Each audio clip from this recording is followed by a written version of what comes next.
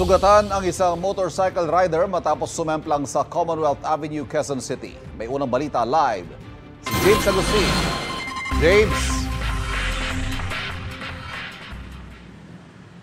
Ivan, good morning. Nagtamo ng sugat sa iba't ibang bahagi ng katawan ng isang motorcycle rider na sumemplang matapos kang mapadaan sa aspalto na nakaangat sa paligid ng isang manhole. Nangyari po yung aksidente dito sa Commonwealth Avenue paglampas lamang ng Luzon Avenue flyover kanina pasado alas 5 ng umaga. Agad na ginamot ng MMDA Road Emergency Group ang 22 anyos na lalaking rider na may mga sugat sa kanyang braso, tuhod, binti at paa. Kwento ng rider, galing siya Santa Mesa sa Maynila at pauwi na sa kanilang bahay sa Barangay Batasan Hills na mangyari ang aksidente. Mabagal lang daw ang kanyang takbo.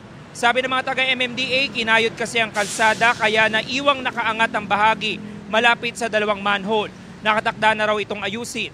Nilalagyan naman daw nila ito ng traffic cone at plastic barrier pero palaging may nagtatanggal. Apela ng rider, sana maisaayos na ang kalsada para maiwasan ang ganitong aksidente. Bigla na lang po akong nalubak dito. Ayun po, ito pong part na to. Yan, tapos yun po, nagdire-diretso na lang po ako. Tapos pagkatapos ko po sa memplang, may sumunod din po sa memplang. Kaya, tsaka lang po nilagyan ng harang. Sana po maayos na to kasi simula po pagpasok po nito sa Commonwealth hanggang dulo. Ganyan na po eh. May lubak po, tapos pantay, tapos lubak ulit.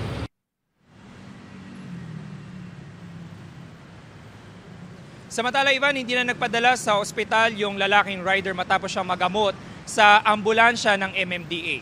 Yan ang unang balita mula rito sa Quezon City. Ako po si James Agustin para sa GMA Integrated News. Kapuso, huwag magpapahuli sa latest news and updates. Mag-iuna ka sa balita at mag-subscribe sa YouTube channel ng GMA Integrated News.